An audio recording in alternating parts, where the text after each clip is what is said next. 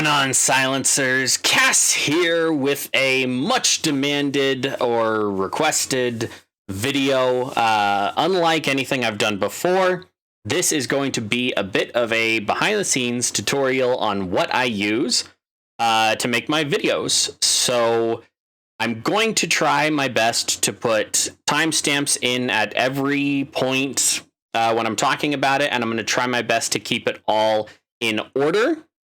But I hope you enjoy. I hope it's informative, and if it is, don't forget to like, subscribe, comment, all those fun things. And thank you very much to my patrons who thus far have made it so that I can live my dream. I do appreciate it.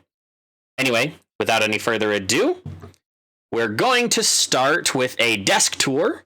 I will show you kind of my physical layout, and then we'll move on to bigger and better, starting with the recording process, then the editing process, the thumbnail process. Audio will be interlaced with the recording process, and then some of the cool little things that I use to make things slightly better. Anyway, sit back, relax, and enjoy the ride. All right, so physical desk tour really quick. I use the JLab Go microphone right here, which is what I record everything on. I am upgrading this as soon as possible. Down here, I have my Elgato Stream Deck. Now, I didn't get this for streaming. I got it as a productivity tool, and I have a bunch of settings for time, date, that kind of stuff. In my applications, I have a setting for OBS, or I have a folder for OBS, and a folder for GIMP, and a folder for Davinci, as well as a folder for Voicemod, Discord, and Lightworks. And I can go over this in much greater detail should you be interested in that. In fact, I may include it in this tutorial. But then I have the Razer Tartarus Pro, the Razer Huntsman V2, and the Razer Naga Trinity. I like these. They work with the Razer infrastructure. I can reprogram all of the keys on all three of these to do whatever I want. Now, the Razer Naga Trinity, not a huge fan of. However, it does have a removable thumb plate, which you can switch out for the Nandake, the 12 key or the 8 key. I do use them for some video games. But I also have the Razer Nostro Chroma speakers. They work absolutely great. And I'm also wearing my JLab, or not JLab. Now I can't remember what these are called. These are Rig 800. Oh, Rig. Rig 800 XLs. These are about 5 years old. So those are on the docket to get replaced too. Then going on to my monitors, I have this monitor, which is vertical orientation. I keep my OBS up here, along with my recording folder, so I can see what's going on. I can also switch my OBS to studio mode and make it full screen, so I basically have two full-size screens to work with. Here is my my main monitor, landscape orientation. I use this for all my editing software, whether it is GIMP or Lightworks or you name it. I use this monitor for that, and I pretty much typically always have something up on it. Then over here on this side, we have my Opera GX runs at the top, usually with my channel statistics on it, which I've lost a couple of subscribers today. No.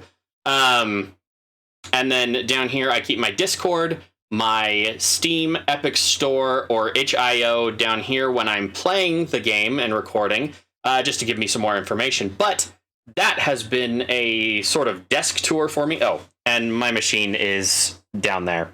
It's a total mess. I am horrible at cable management, but I digress. Let's start at the beginning, where it all needs to be recorded.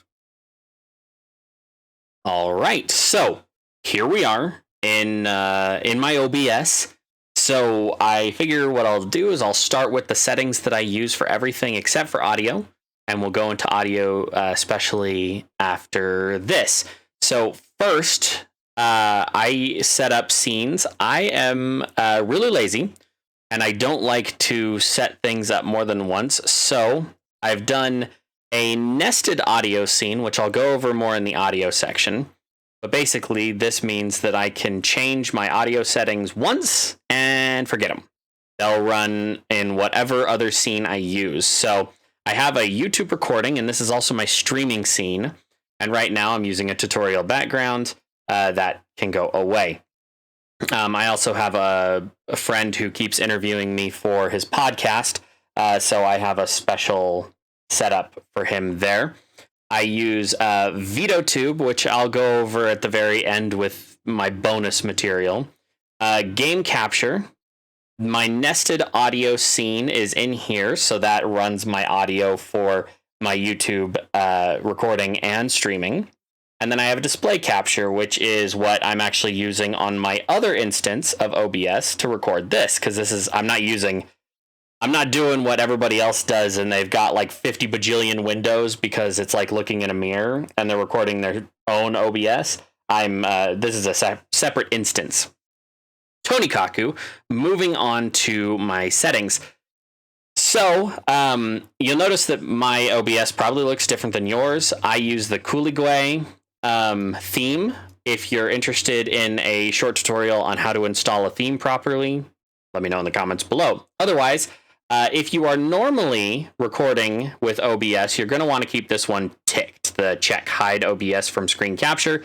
That just makes it so that OBS doesn't record itself if you're doing something like that. However, when you use the game capture source, you don't have to worry about that. And that's why I keep mine mostly off. As far as the settings that I've tweaked under output, I keep automatically record when streaming active. For the source align snapping, I make sure that all of my sources snap to other sources and snap to the edge of the screen. It keeps you from cutting things off if you accidentally don't center them properly.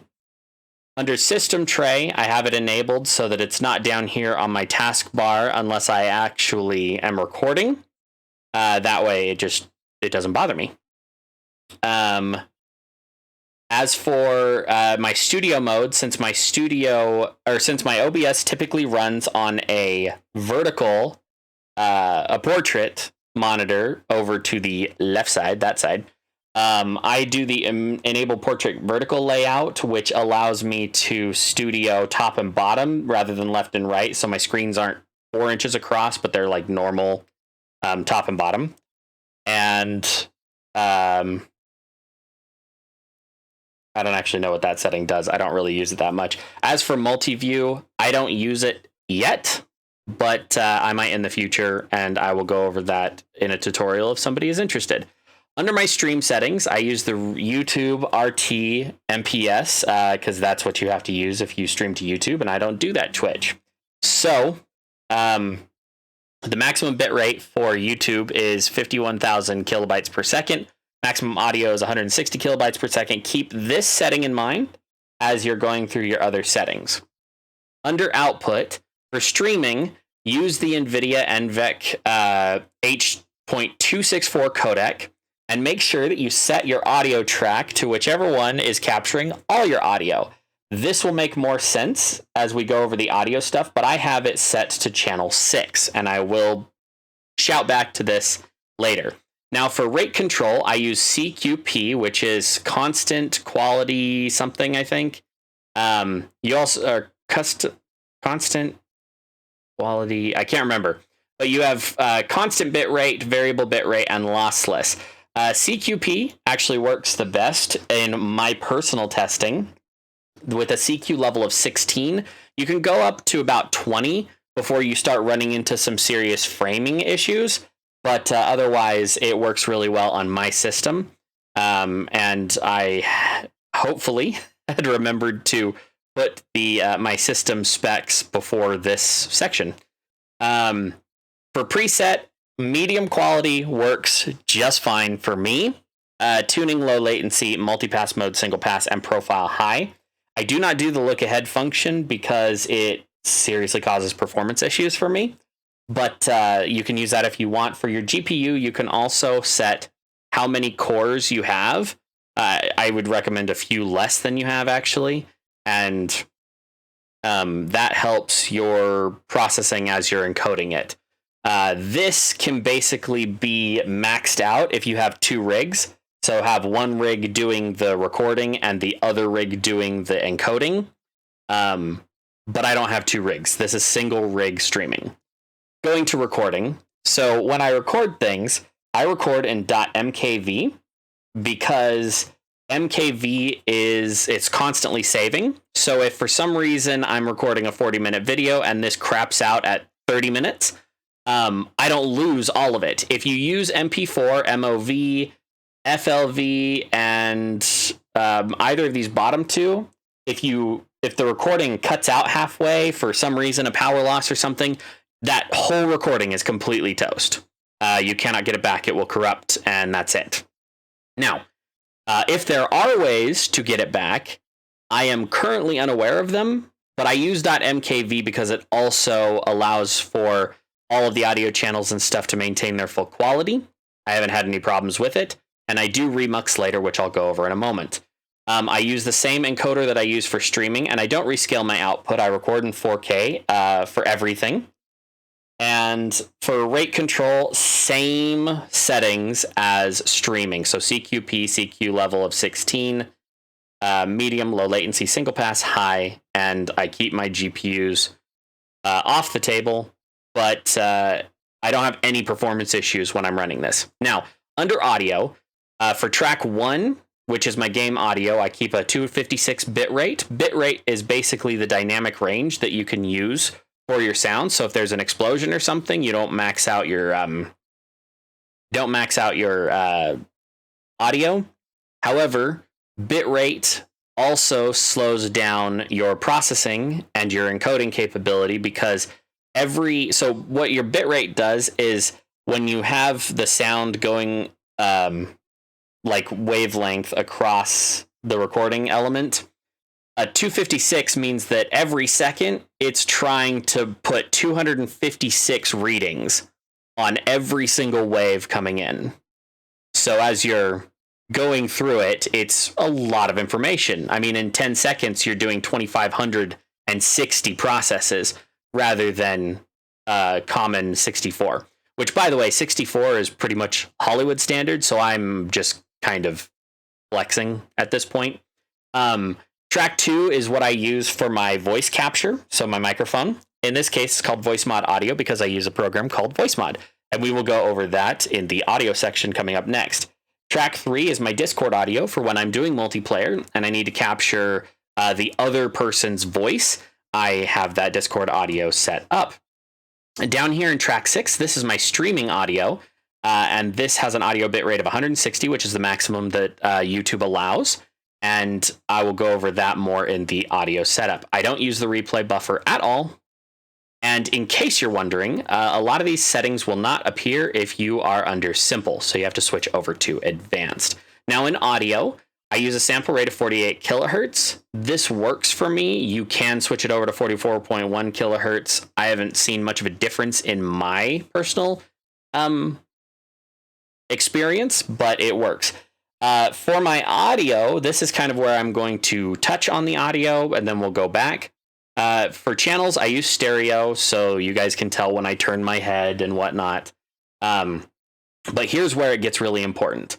I do not record desktop audio, and this is one of the biggest things that cause people trouble in OBS. If you record desktop audio or desktop audio 2, it will record absolutely every sound that comes across your computer. So if there's a chime from Xbox that pops up over here, or something from Steam or Epic pops up right here, or somebody calls you on Discord or Skype or anything like that, that is going to congeal your voice, your game, and all of those sound effects into one nasty, unusable audio track. You can use it, but you can't adjust the audios separately. So I have mine set up so that every single audio source is its own channel. To that end, my mic and auxiliary audio is set to my Voicemod virtual audio device instead of my JLab Talk Go microphone. And the reason for that is because I process everything through Voicemod, which is a voice modulator program, which I will go over in a little bit with the audio. Now for decay rate, I do fast because I like to see these drop when I don't make noise. And then for the peak meter type, which is this little red bar right here that's kind of hard to see, that is a sample peak. If I did true peak, man, it just tanks your performance. But basically the sample peak is it detects how much sound I'm putting out, and then it gives me a theoretical max that I could do just like yelling into my microphone, which I won't do at this time. For monitoring device, I have it set to my headphones, so that way I'm not giving you guys a nasty echo and whatnot. And then I don't use any of the push-to-talk stuff. Doesn't really matter for me. Under video, I keep my canvas resolution and my output scaled the same. This should be set to whatever you intend to export as. Even if you're not recording that. I've recorded some 1080p games, but if you keep your canvas resolution up here, it will modulate the output for you. But this is the max that it can do. Also, you can change your frame rate to 60 FPS, 30 FPS. So 60 is what most video games strive to run at. That's what I record in. 30 is what some video games can run at, like higher end video games, things like that. This will affect your ability to edit the video later, and I will go over that more in the editing section. But 24 NTSC, that is Hollywood standard American video quality frames. If you record in that on a video game that's running 60 FPS, you're going to notice a little bit of a loss there. However, it's not big, so pick what you're comfortable with and what you're willing to edit. 60 FPS works for me. That allows base 60 math, which means, 60 frames to a second, 60 seconds to a minute, that kind of stuff. And that's easier for me to wrap my head around, so I just keep it consistent that way. I don't use hotkeys, accessibility, or any of the advanced stuff, except for this under recording file formatting. This normally says %DD. Oh, there we go. So %CCYY and all that stuff. You can actually put any of these values in there with a space in between them. So like %D, it'll give you the day of the month.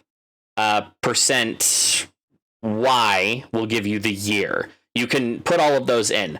For me, I actually use a plugin for OBS that when I turn off my recording, it will populate a box that allows me to name the file right then and there, so that it's not recording 0045 2/27 2023 4 minutes and 14 seconds.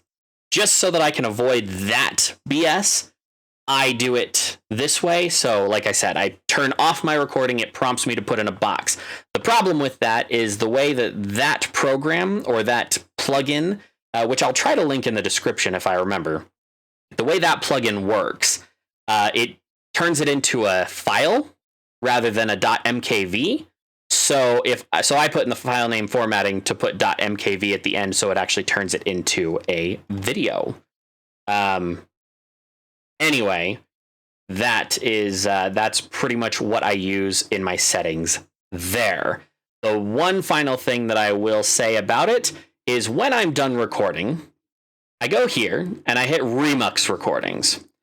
You pick a file, any file, doesn't matter, whatever .mkv, this is the one I'm currently recording on, but you pick something like tutorial intro or whatever. This is what I recorded just a little while ago, and then the desk tour. So all of these are going to be files I can put in my editing software, but I might actually edit like this 7 Days to Die one for the purposes of this.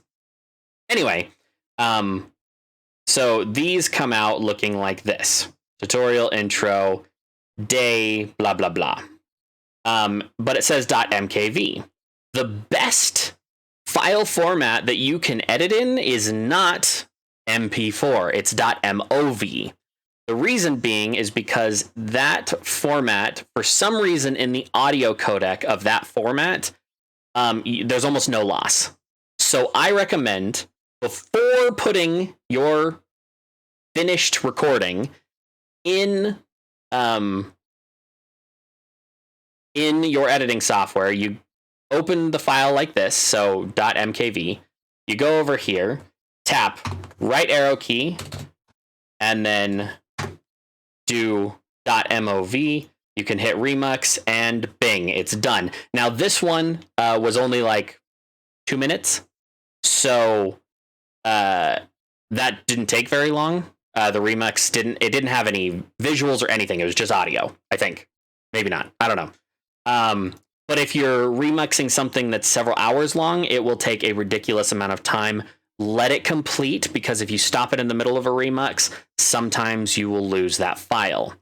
But if you're using a .mkv and remuxing to a .mov, you'll only lose the output file, not the input file, which is very nice. All right, moving on to scene setup. So under nested audio, this is where I have my different audio channels over here. Now, when I'm not recording with somebody else, I'll turn off the Discord chat so it's not convoluting all of this. And I will turn off the Chrome audio, which is what I have to use for my friend's podcast program. Anyway, when you have these turned off with that little eye icon, it turns them off over here in your audio mixer, and you don't have to worry about that. Now, going into your recording, this is what allows you to capture a specific game or audio track or display. In this case, on my other screen, I have this display capture set. And if I turn off the background, now you see I've got that display capture. I only use the display capture when I have a program that will not go into the game capture or the Windows capture. So you have all these different sources here. I'm only going to go over the sources that I currently use, but we can go from there. So the tutorial background, this is just a picture. You right click, you add, you put, where the fuck did it go? There it is, image. You just put an image, you name it whatever you want, and it'll tell you, all right, where is the image on your computer? And in this case, the tutorial background is found in Files, Pictures, Social and Account Graphics, Banners, Banner Tutorial. Bing, there it is. So I have that Chrome one there. Like I said, that's for my friend. And then under, what is it? Okay, so when you have these sources in order, anything on top takes precedence over anything on the bottom. So in this case, I have my Veadotube, which I will talk about at the end of the program, but basically it's the one where I can do this, where I've got my little head bobbing up and down. That is on top of my game capture, so that when I'm doing my intros, I can pop it up there. And I use my Stream Deck. I have a key on my Stream Deck that turns this source on and off so that I can do my intro, turn it off, continue recording.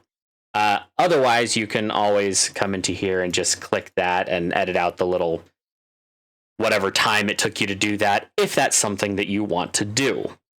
So game capture, this one is fun because you can specifically set it to capture a certain window. Oh, and Veadotube, I actually use the game capture. You can see it's got the little game icon right here, the controller.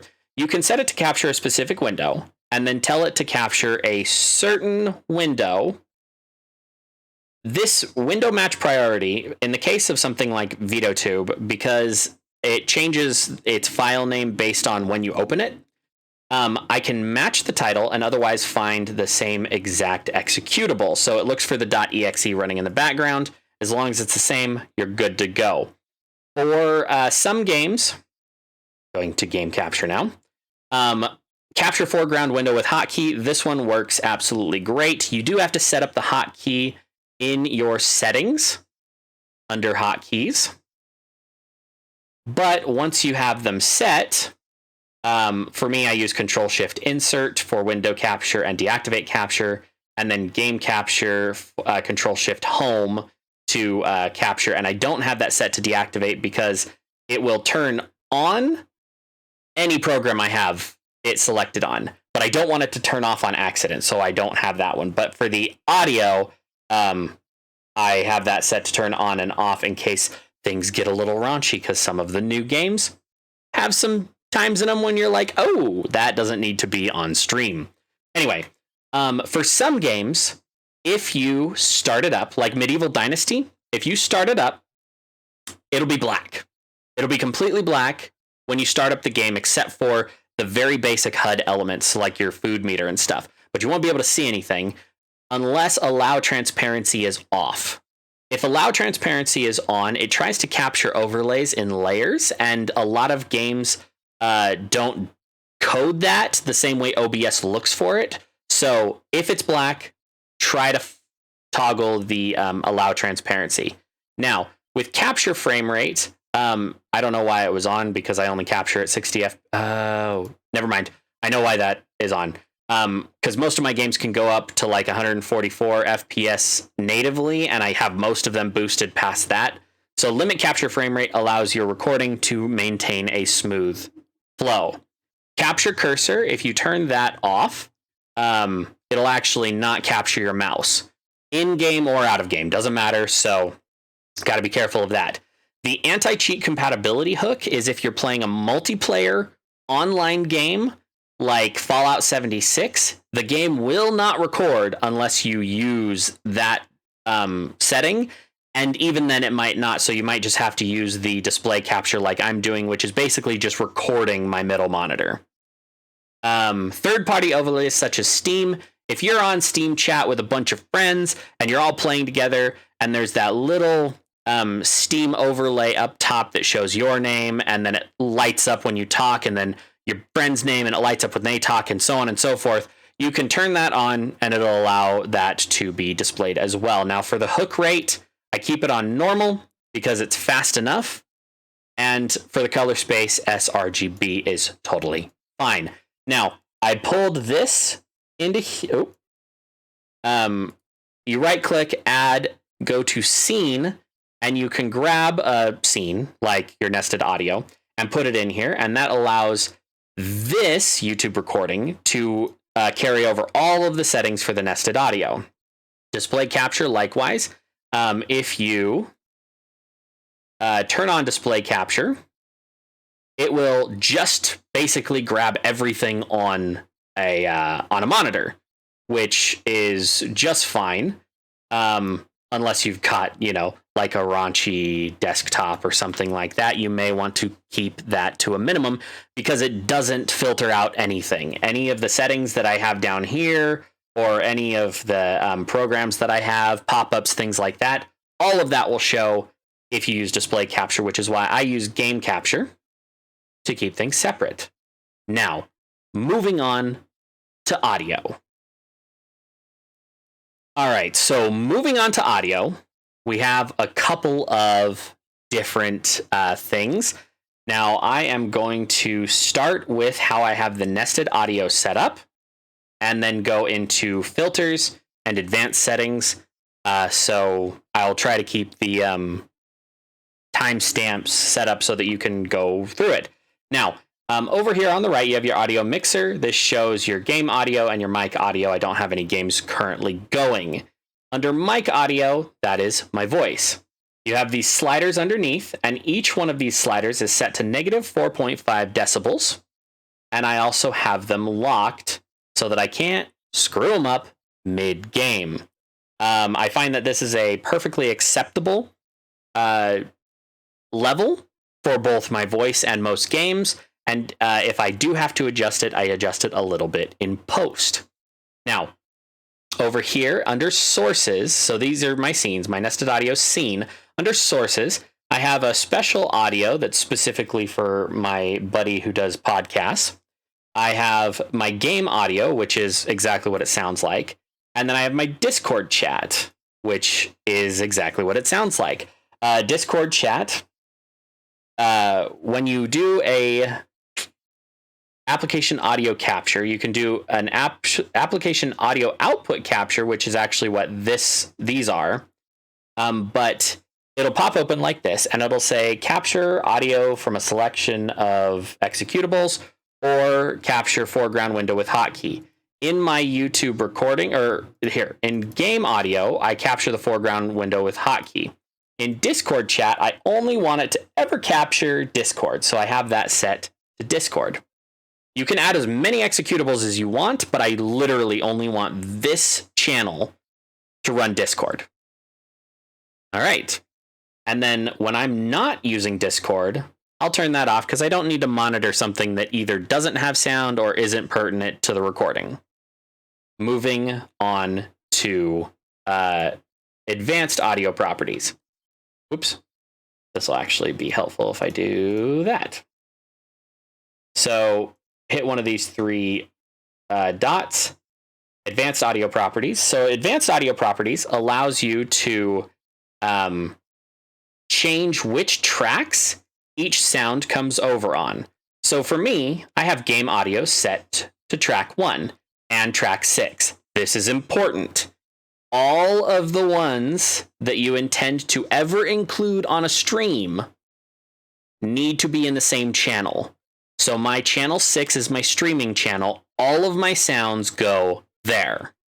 And into my recording channels. So game audio is channel 1. My mic Voicemod audio is channel 2. And my Discord chat is channel 3. And then my Chrome audio, which I only use for the one thing, is channel 4.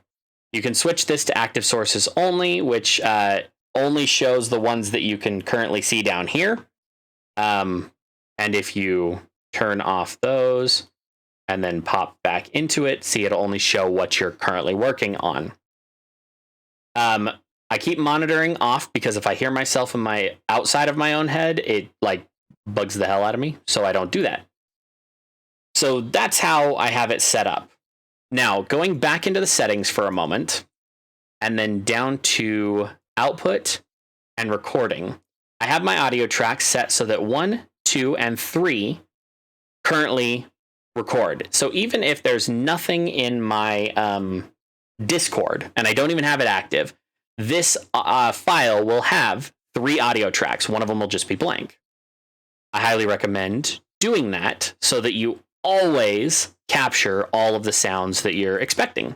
The only reason I don't have it set to 4 is because I don't record the podcast with my buddy very often. So I remember to go in and turn that on. But if you're lazy or forgetful, just leave them on. And don't record your streaming. Don't record your streaming channel all the time. Otherwise, you'll get like this really nasty feedback. And under streaming, see, I have channel 6 selected. So as long as these are set to channel 6, I can start a stream just like that. Now, moving on to filters. How hell do I get there? Filters, here we go. Okay. So, first things first, I am going to turn off my voice modulator program, and you're going to hear how absolutely horrible I sound normally. And I'm going to turn on my ability to hear myself, so bear with me. Turning off voice mod now, you can hear kind of a feedback, and this is just my voice on all of these, the ones that don't have eyes next to them. So I'm going to turn them all off one by one, and then you're going to hear a difference in my audio quality, and I'll go over them as I re-enable them. So your noise gate, this is going to kind of control when your microphone and recording kicks in. If you have this set, I have mine set to negative 32 decibels for the closed threshold and negative 26 decibels for the open threshold. So basically, if my voice or any sound goes over negative 26 decibels, it will open the mic recording. As soon as it drops to negative 32 decibels, it will close it. Your attack time is how quickly it shuts that down. So when you turn it on, you won't hear motorcycles go by outside. You won't hear me accidentally drop a pencil on my desk, that kind of stuff, because those aren't quite sharp enough. Now, the compressor. So your compressor takes your super high sounds. God, this sounds horrible. Without all my filters on. Takes your super high sounds and it presses them into your dynamic audio range. In this case, at a ratio of 3.5 to 1, I find that works best for my purposes. The threshold is negative 24 decibels. So basically, any sounds that encroach over negative 24 decibels, it kind of compresses them down, and it tries to get them as close to 24 decibels as possible. You'll have to forgive me. I've got my I can hear me in my own headset, and there's a slight delay, and so it's tripping me up. So the attack, again, is how fast it applies this effect. I have it set to 2 milliseconds, and a release, which is how fast it gives up on this effect, at 60 milliseconds. With the output gain, I have it set to 3 decibels and no ducking. Ducking on your sound is basically, it means that one sound is going to move out of the way for another. So if you wanted to play your game louder and have it get quiet when you start talking, you can do that. You just basically set the game audio to be your ducking, and then when you're talking, your game audio will dip. I don't use it because I find that it's really buggy, and I'm going to turn that filter back on and go from there. The expander is the exact opposite of the compressor. It basically takes a sound that is too soft and it boosts it to be within your decibel range. So for me, I have my ratio set to 3.0 to 1, and I have the preset set to gate because the expander preset doesn't actually work the way a professional grade expander does, but the gate function does. And I am currently in a Hollywood level audio class, which is actually where I learned a lot of this stuff. So your threshold, I keep mine at negative 35 decibels. You're going to have to play around with most of these sliders for your situation, because I have a sound studio, sort of. I have a studio with lots of curtains. So I'm getting a different sound environment, a different sound floor than you are. So you're going to have to tweak these a little bit. The attack I've set to 2 milliseconds, the release at 60. Again, that's how fast it tries to apply it and how quickly it gives up on the application. Output gain, if you find that your quiet sounds are getting boosted but are still kind of hard to hear, you can turn that up. For detection, I use RMS. That's basically like a sort of smart detection for the expander. If you do the peak expander, it'll kind of be slow on the uptake, but you can try it for yourself. So turn on the expander, and then if I whisper, it still brings it into kind of the normal range, which is better than if I have it off. I'll turn it off and I'll whisper, and then I'll turn it on. It's not much of a difference for my settings, but if you find that you're one of those people that mutter or mumble or anything like that, you might want to consider it. Now, my voice, I don't particularly care one way or the other for my voice, so I have a very minor equalizer. if you click into the equalizer, I have the Re-EQ standalone. And if I open up the plugin, I have it set to the following settings, which work for my voice. And I'm still learning how to make this sound the best. So I have low shelf, band, high shelf, and high pass. Low shelf basically sets the low precedent of your frequencies, and I have them set to a frequency of 100 hertz and a bandwidth of 2. Your band frequencies are going to be these higher frequencies around the 300 range, and I have that set to 300 and a bandwidth of 2. My second band frequencies are around the 1000 hertz frequency range, and my bandwidth is set to 2. My high shelf, again, that's your high sort of limit for frequencies, is set to 5000 frequencies, and your bandwidth is set to 2. And then high pass allows sounds above a certain decibel. Basically, it cuts out the low sounds. So if you ever find that you have a fan or your air conditioner or something like that, this is kind of what you want to set in order to remove those sounds. So you can hear if I'm talking, as that release hits, there's a little hum. That is taken care of by this and a noise suppression filter. If I wanted this to be a little harder, you can turn your bandwidth up. Mine is maxed out.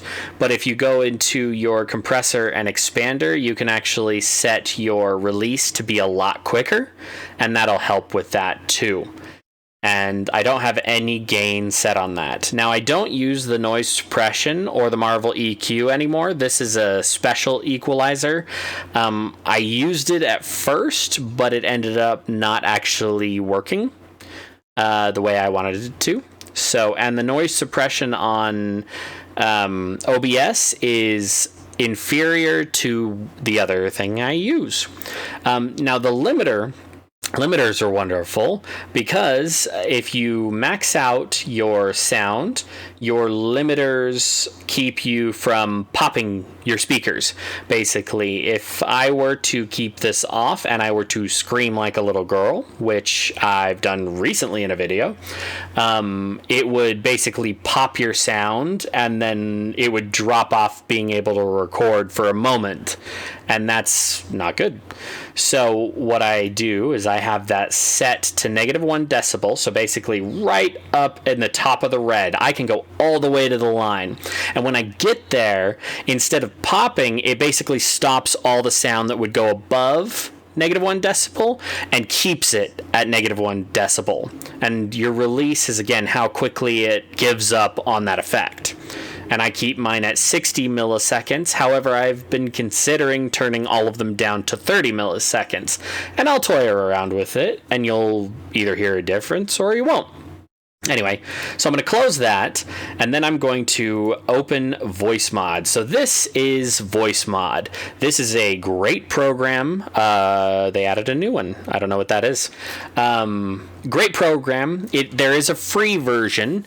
In fact, if you don't pay for it, the only ones you don't get are all these beta ones. Which, yes, they're nice, but they're not the end all. The one that I usually use to just keep things nice is Clean. So with Clean, I boost the bass just a little bit to match my inner,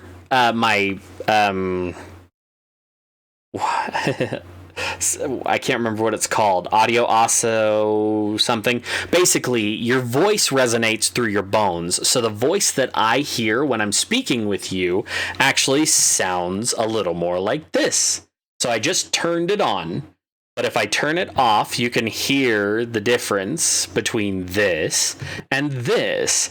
So testing 1, 2, 3 without the clean voice synthesizer, and testing 1, 2, 3 with the clean voice synthesizer. Anyway, so this program is great. This is how I do some of the voices. So, Megan Freeman asks you to subscribe some of it, but let me turn that off. Megan Freeman asks you to subscribe to Control-Alt-Silent for more information on how to start your own channel and how to suck at video games. So you have all of these different effects that you can apply to your voice. But down here, you can actually, whoops, not that one. That's awesome. Anyway, come down here to your, to this setting, the speaker. You can go and change your voice, change your volume, which, yes, I keep at a very nice number. The reason I do that, aside from the memes, is then I know which ones I've specifically touched. And using this reduce background noise function changes it from this horrible sound to this horrible sound. Anyway, and you might not have actually heard that because of all the filters I have in OBS. In fact, let me turn off all the filters really quick. Nope. Filters. We'll turn off, off, off, off, off. And then back to Voicemod, please. I don't know if you guys can hear that properly, but basically, if I turn off the Voicemod and don't turn on the background noise reducer, there's this nasty just hum behind everything. But then I turn on Voicemod and I turn on the filter, and it sounds pretty good. At least I think so, but I'm also listening to it through like 20 different settings. So going back to, anyway, so that's how you set that up. And like I said, it is a free program. You get a couple of voices for free. I paid for the pro version so that I can make my own voices and stuff. Like some of these. And going back to OBS. Okay, so let me turn all my filters back on. But that is the basics of audio. I hope that ended up helping you guys with specifically the audio portion of it.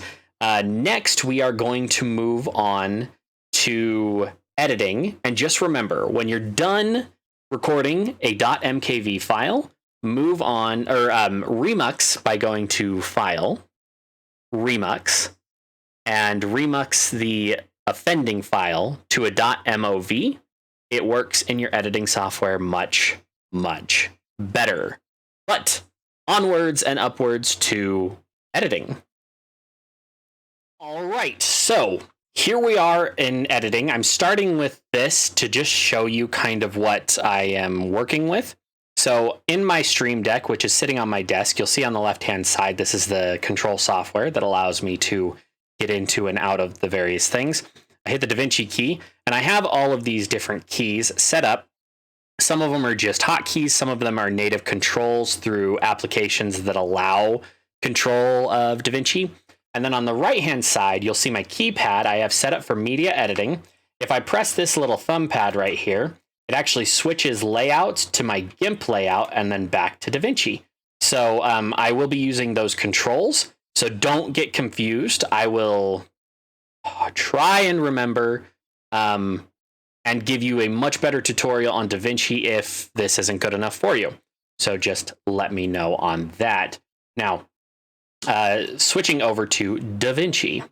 Davinci, great program. Love it. Love it to death. So much better than my previous editing software. Now, we're going to go to Pro Manager, and these are a bunch of the projects that I'm currently working on. Some of them are done, some of them are not, but I digress. I'm going to go to New Projects, and let's see.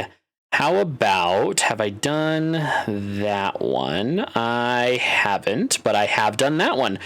Well, how about Medieval Dynasty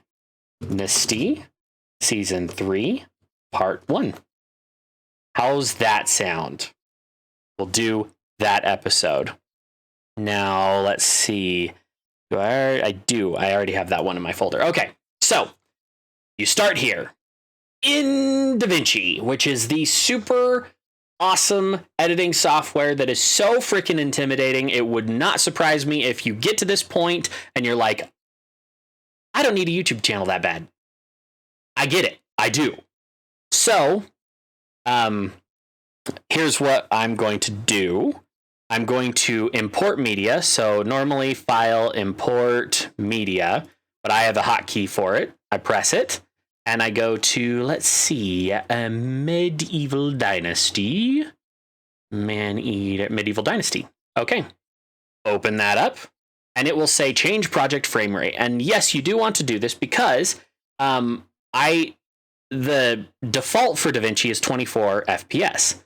I record in 60, so of course I want to change it.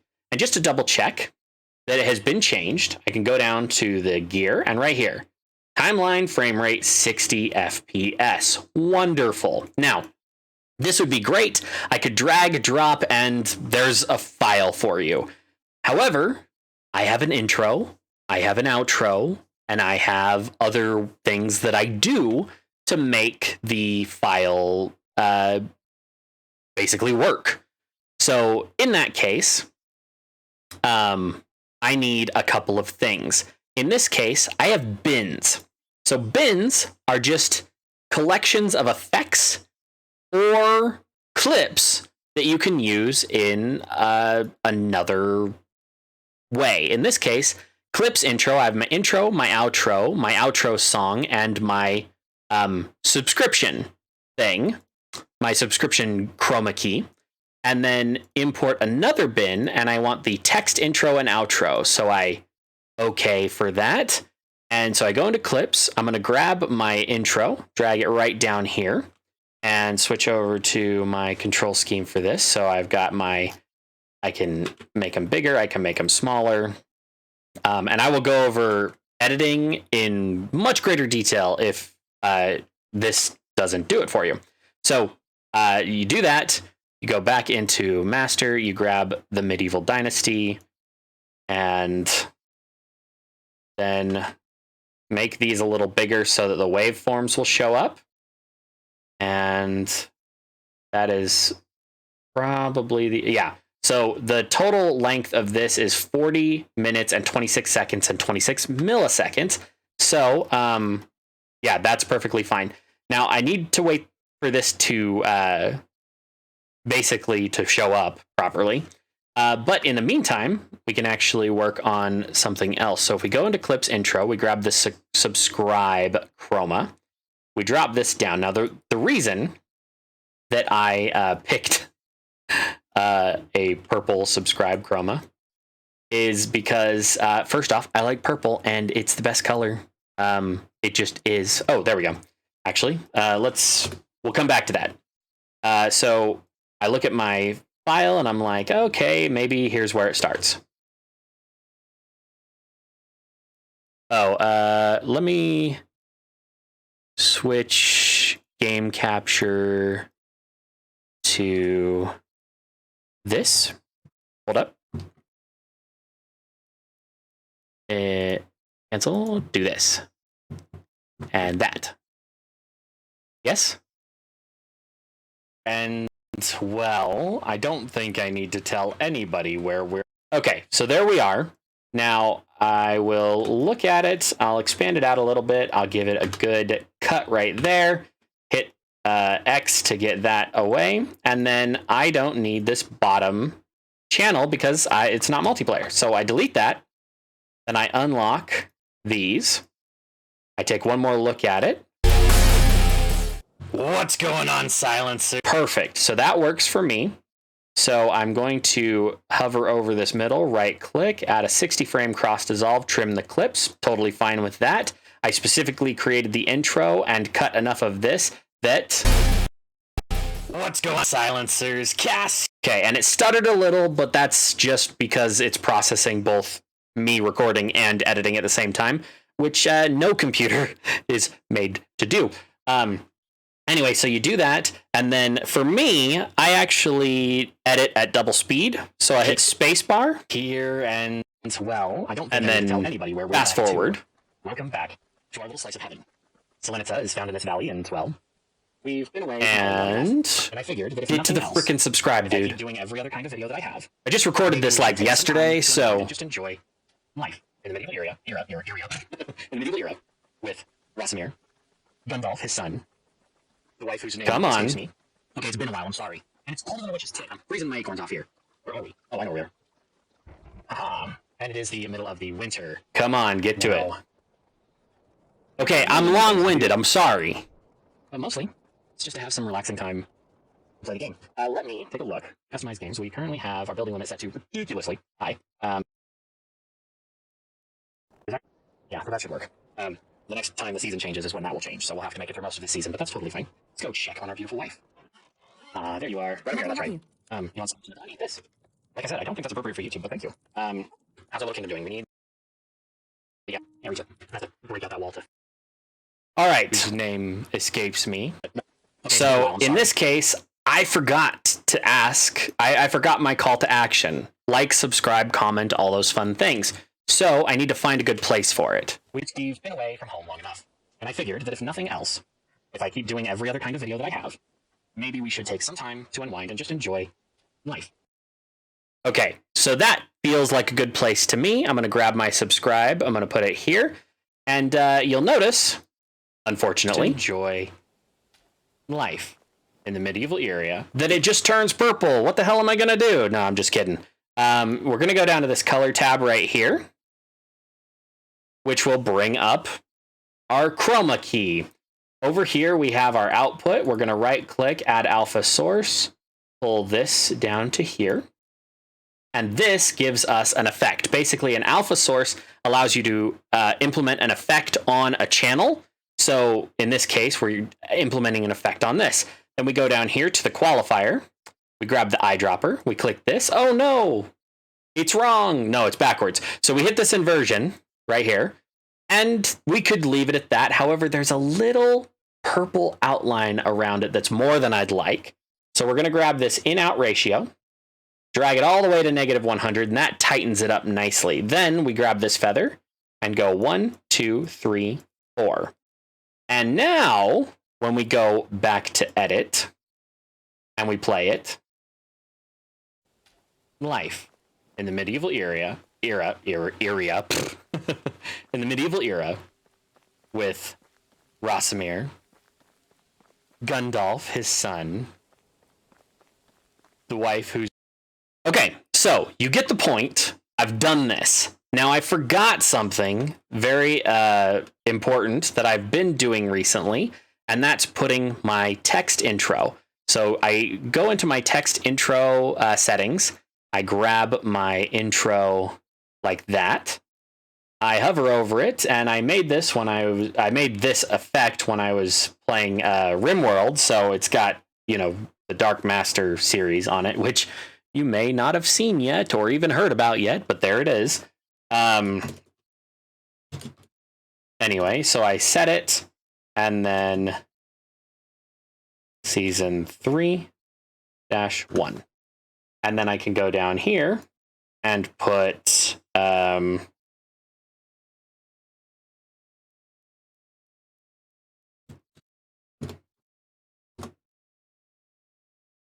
the kind of genre it is so that it'll... What's going on, silencers? Fade in like that, and then I pop out. There we go. Perfect. Now, all that it comes down to is I have to review all of this. I'll probably cut out like my time in the menu and stuff because that's not important.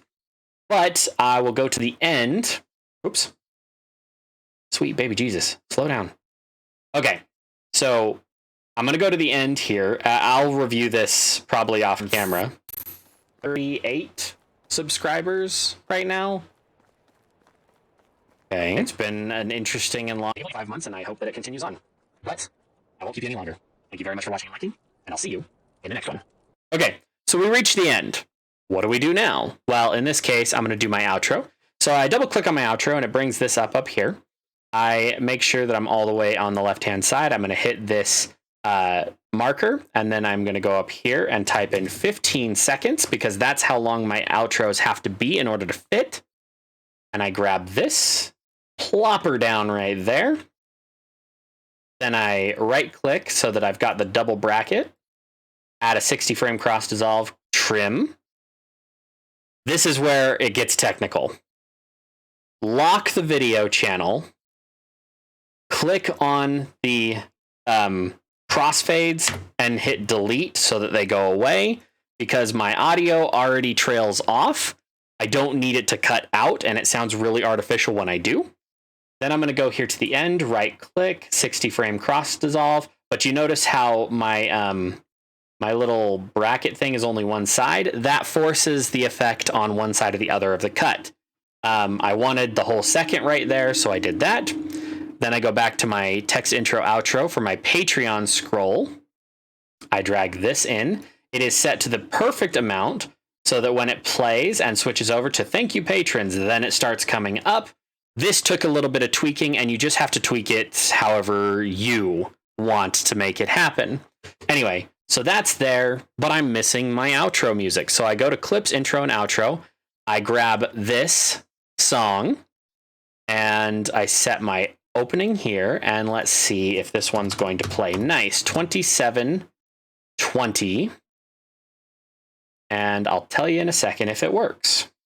It does. Okay, so the way that I work on,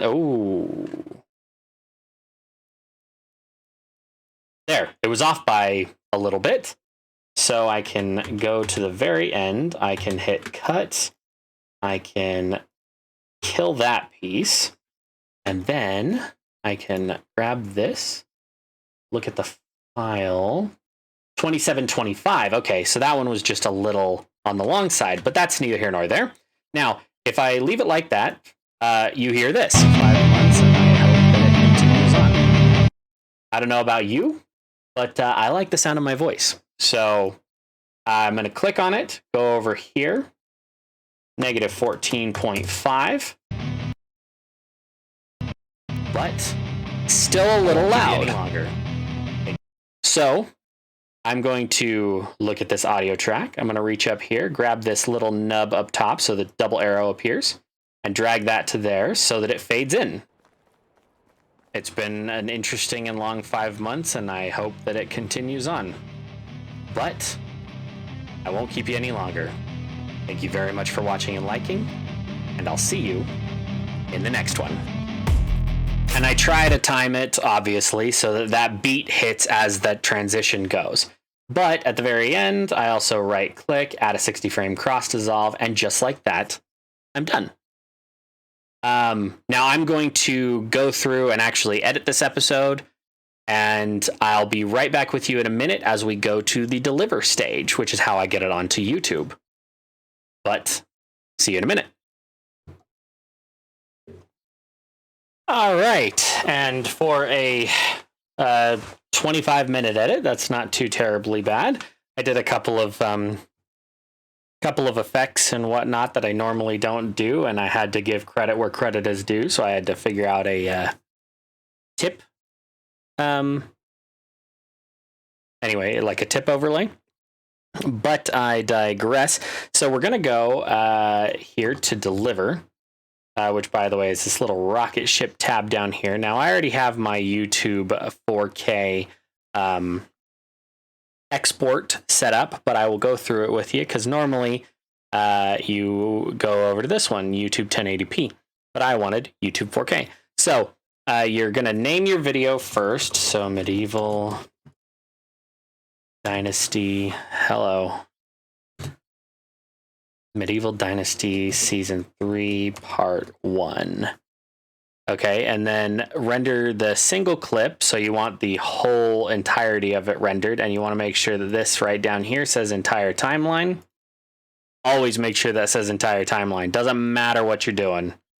Format MP4, I would rather not, but it's the best out of all those options. Codec H.265 is better than H.264, which is what I actually recorded in. Encoder auto, network optimization, yes. Resolution is set to Ultra HD, which is 4K. Ooh. It's set to Ultra HD, which is 4K. You can also do... where the hell did it go? They have 1440p as well, which is like 2K.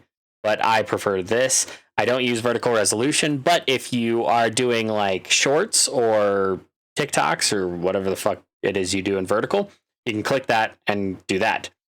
If you put markers in your video, like back to edit, and say right here you wanted a marker, you can actually put a marker here and put a marker here, and then when you go to deliver, you can hit this chapters from markers and tell it that you want to make chapters from the blue markers. If you want to auto chapter out something, that's what you'll use. In fact, I'm going to try this function when I put together this video, and hopefully it'll work. Under advanced settings, you don't have to tweak any of this. In fact, I recommend you don't tweak any of this because it is set for YouTube optimization. Subtitle settings is up to you. If you have a different file, or like a specialized file, you can do that. However, I let my subtitles auto-generate, and they usually do a pretty good job. Every once in a while, I have to go in and tweak them. Under YouTube settings, you can hit this upload directly to YouTube. And then because I have this preset, if I scroll down, it'll say links to socials in my bio, which is what my videos now say, because it's easier to keep the links good in my bio than it is to put them in every single video. Anyway, so you would name your video. Let's see, Medieval Dynasty Season 3, Episode 1.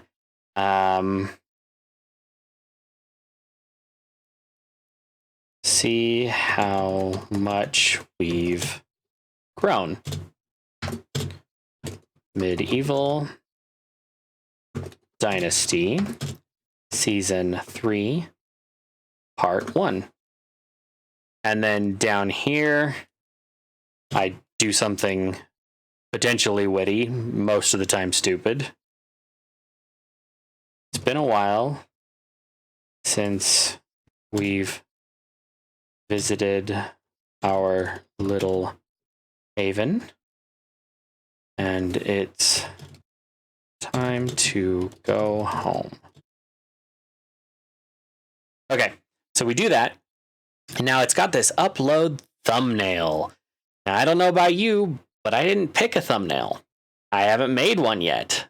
So this would be the part where I have to go to a different program, and that's going to be GIMP. However, in GIMP, we don't have a file to import yet. So I need to get GIMP files, miscellaneous. No. I gotta remember exactly where I have it, because icon on logos and emblems, a Medieval Dynasty emblem. Open. Okay, so there's my Medieval Dynasty emblem. There's my profile graphic, but I need something else. So I'm going to open up Medieval Dynasty in VLC Media Player, and I'm going to look around for something. I don't know, something that works. Actually,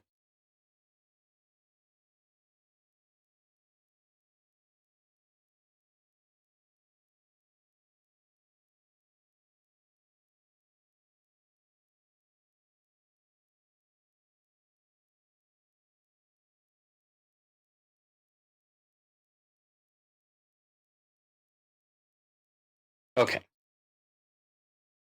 Get a slightly better angle on it. There we go. That works. And then we're going to go up to video, take snapshot. There we have a picture. Congratulations, you've got a picture. Gonna hit open, go to my pictures, grab my VLC snaps. This is how I do my thumbnails. Some people are more creative. Some people have AI software.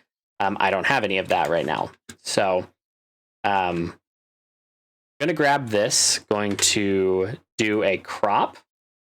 And for my crops, I try to make all of them the exact same size. And that way, when I scale my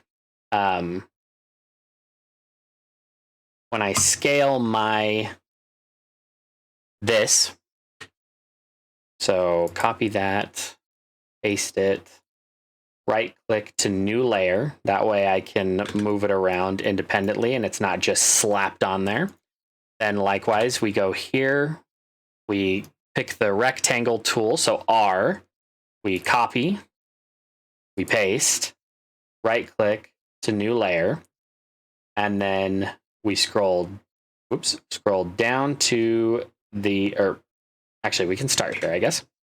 Going to grab this, we're going to scale this one to 500, scale. Scale 450.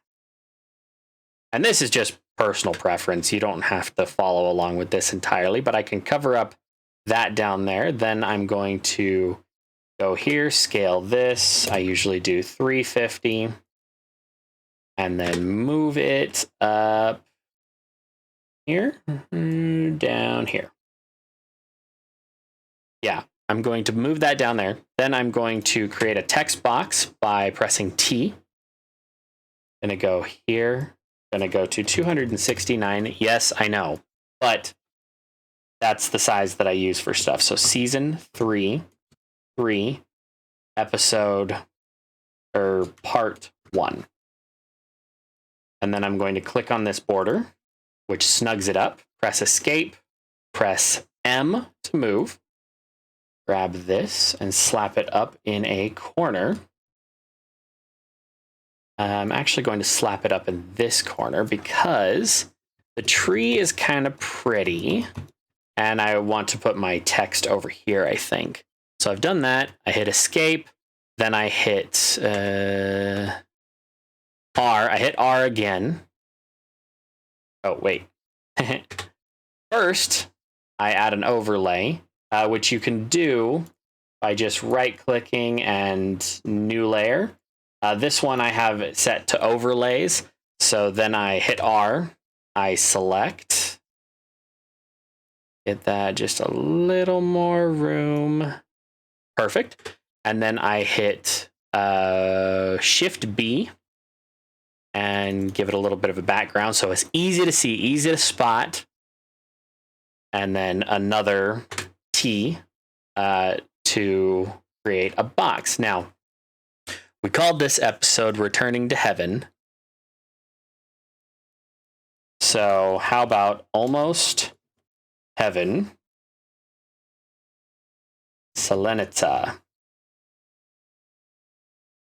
And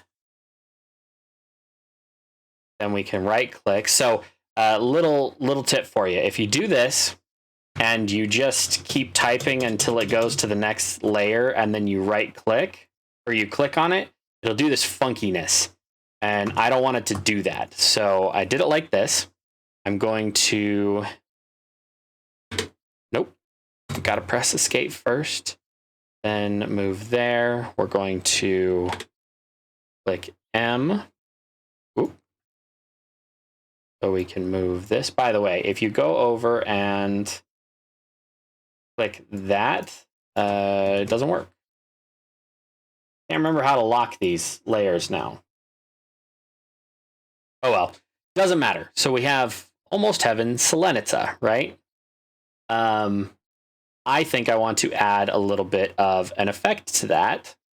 Okay. I'm going to go to my favorite website because I'm just an idiot and this should have been what I did to begin with. So this is PNG Egg.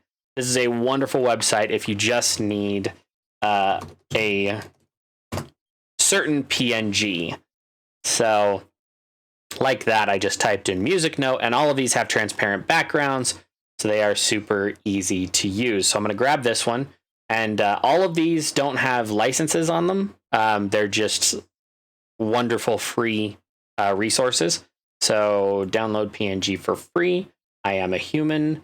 Well, that's arguable, but let's grab that. There we go. So that's going to download. I can move this back out of the way, which is neither here nor there. Then we're going to File, Open. I use this folder for that, temp files. And what the hell was it called?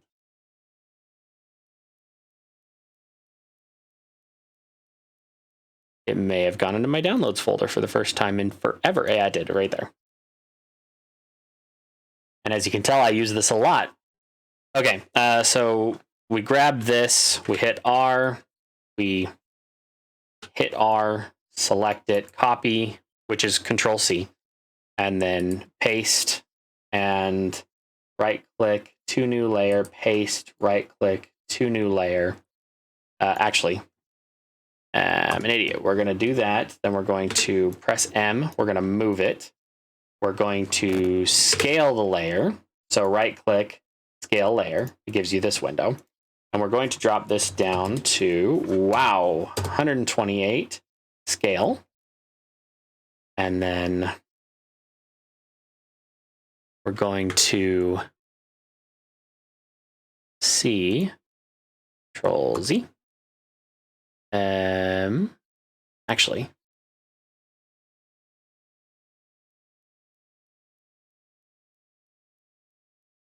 fuzzy selection, delete, fuzzy selection. Haha, there we go.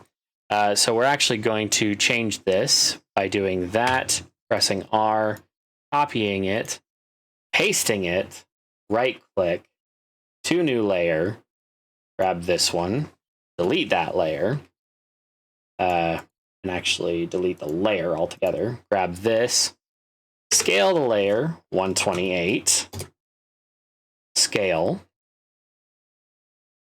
copy, paste, M to move,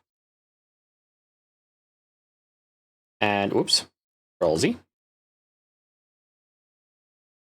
Control Z, to new layer. There we go. And then switch back to that one. Make sure they're not lined up so that it's kind of sing-songy. And then we're going to press R again, capture all of these like that. Perfect. Then we're going to Control or Shift B again and make sure that we are on overlays, but overlays needs to be at the very bottom. Whoops, Control Z, switch those, and there. Oh, and not that it really matters. Whoops, Control Z, but this font is called Silent. It just fit. Anyway, so once you've done that, I go back to there. You basically just need to export it, but I save it first. I call it what it is. Medieval Dynasty Season 3, Part 1, thumbnail. Then go to GIMP files, Medieval Dynasty right there. Then I'll create a new folder, Season 3, and right there. So I save it. We're good to go, right? Not quite, because we're going to scale and export. So if we go, you know how we did this and it scales the layer? Well, you can actually scale the whole image. So image, scale image, Shift, Control, Alt, S. Yes, it's quite long-winded. But I have a hotkey that will do that. Shift, Control, Alt, S. It will type in what I need it to type in, which is 1280 by 720, and then it will export it. So I press a button, 1280 by 720, and it's ready to export. Medieval Dynasty Season 2, Episode 6? Huh? Is that what I put? Yep, I'm dumb. Let's try that again. File, save as.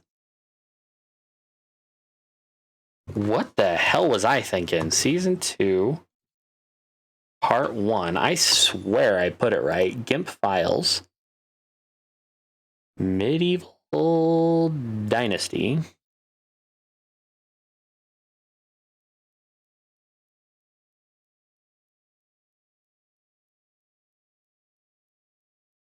Save. I got nothing. Not that it really matters, but hit the export button again. We're going to go to Finish Thumbnails, Medieval Dynasty, create a new folder, Season 3, which I'll fix the other one later. We'll put it in there. Export. Season 3, Part 1. And then we hit Export. We don't need to change any settings as long as it's exporting as a PNG. Now, moving back to Davinci, we're going to click the thumbnail path. We're going to navigate to our thumbnails that we just did right here, Season 3, this one, open, and just like that, it's completely done. We hit Add to Render Queue, we save it, Medieval Dynasty Season 3 Part 1, save, and it shows up over here. And then it uploads. And when it uploads, I will show you the settings that I have to go through to get it to upload properly. So, see you in just a moment. It only took about 15 minutes to get uploaded and about 4 hours to process into 4K. So here we see the finished product. It has the title that we gave it. See how much we've grown. Medieval Dynasty Season 3 Part 1. It's been a while since we visited our little haven and it's time to go home. The only thing I have to do is I have to put it in my playlists, which for this we actually need to make a new one. Medieval Dynasty Season 3. Perfect. So that is in the Medieval Dynasty Season 3 playlist and the First Year playlist. The First Year playlist is more for my benefit than anybody else. We go down to Show More. Make sure it's set for gaming. Then right here, we set it for Medieval Dynasty. Make sure you do this for whatever your thing ends up being. If you're doing automobiles, if you're doing music, if you don't select this, it becomes harder for the algorithm to suggest your stuff when people search for it. Anyway, so you do that. You go to your schedule. At least this is how I do it. And I look and I'm like, okay, maybe I want this to come out on Friday the 3rd. So I go the 3rd at 7 a.m. local time, which is Mountain Time in America. I hit save. Then I copy this video link and I go over to my Stream Deck. That's what this is right here. Tweet Deck. My Twitter tweet deck. I hit a new one. I say something witty like, it's not the best. I paste in the link. I go in here to the little, just the picture. Show all files. Go finish thumbnails. Medieval Dynasty Season 3. Grab that one, open. It puts the thumbnail for the video there. Then I go down to schedule. And what we said March 3rd at 7 o'clock a.m. Confirm, schedule. And just like that, it pops in to this. If you have trouble with it, you can refresh it. But there. So on Friday, March 3rd at 7 a.m., that will go out. Double check, schedule Friday, March 3rd at 7 a.m. Perfect. We're good there. The last thing we have to check is monetization. So we're going to turn monetization on. We're going to hit next. We don't have a lot of these, but I'll go through them. Inappropriate language. Hell yeah, we have that. Because, I don't censor myself. Adult content, violence, shocking content, harmful or dangerous acts, recreational drug content, enabling dishonest behavior, hateful or derogatory comment, firearm-related content, sensitive events, and controversial issues. Now, we have the inappropriate language, the top option.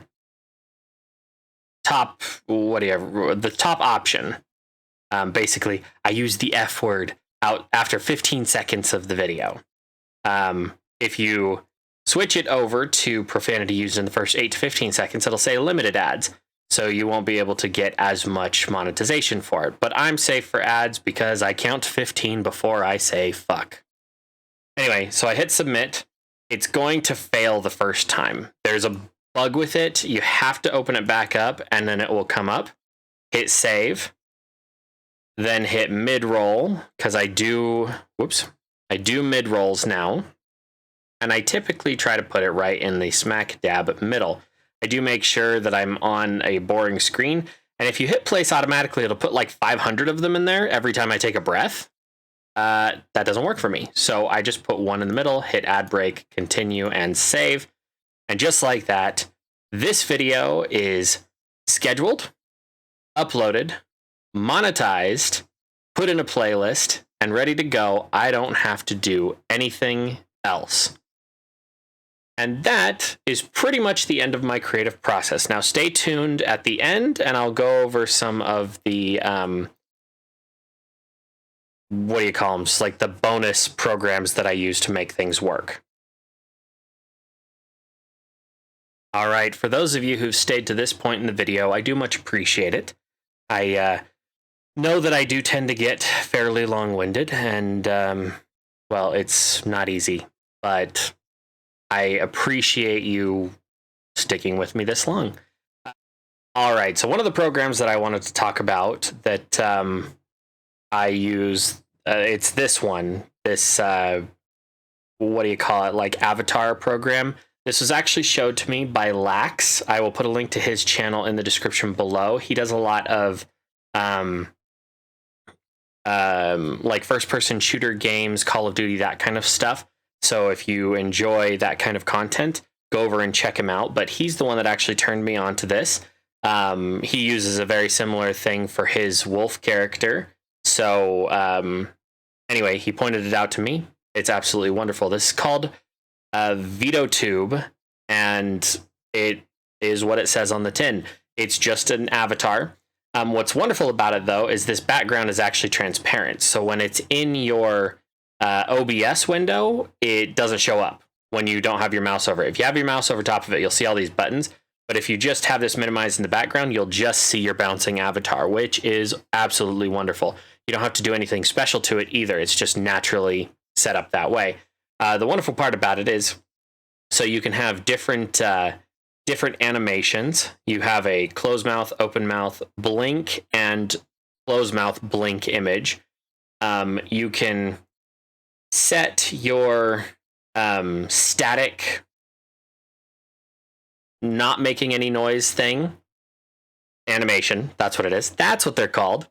So one thing, I prefer standing still and then having something a little more violent to kind of get attention. So that one works just fine.